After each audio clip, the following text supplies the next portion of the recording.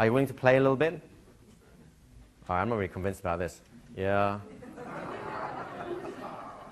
I can make steam come out your ears if you want.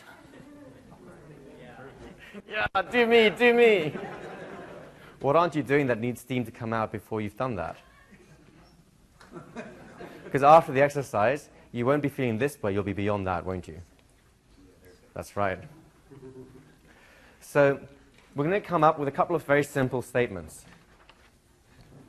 And something typical of the kind of problems you might encounter in real life. And let's see if we can turn them around. So let's have I fear cats. What other kind of typical problems might you get? I'm afraid of the dark. Well, we've already got to fear one, so let's try something else. How about smoking? I can't stop smoking.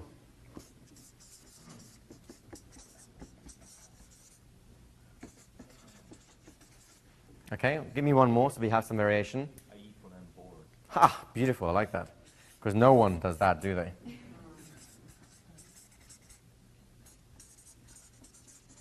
Let's think about some potential resources or outcomes they might want in each one. I fear cats, let's go with just feel good. Right? What's some kind of resource or outcome for I can't stop smoking? Right? If they're non-smoker, how will they feel? How will they feel free? Right? If you weren't a smoker, how would you be? Oh, I just feel free and energized and be great. Right? So can't you stop yourself feeling free? Until you start smoking with all that energy you've got. Huh? I bet you can't. Stop yourself feeling free with all the energy you'll have. Now the smoking is just, now you've gone beyond the smoke and mirrors. It's great. I know. Sometimes puns, forget it. Okay, I eat when bored. What kind of resource might they want to have? Feeling control, right? Might be creative so that boredom can be turned into something else. It could be something else, I don't care what. So your job is to split into groups of between 3 and 5 people, up to you how many you want to be with.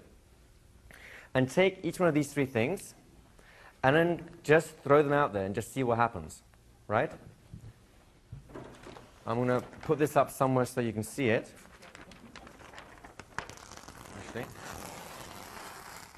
I'm going to take this one, I'll put it over here. So you can see it up here. So these are your potential maneuvers, right?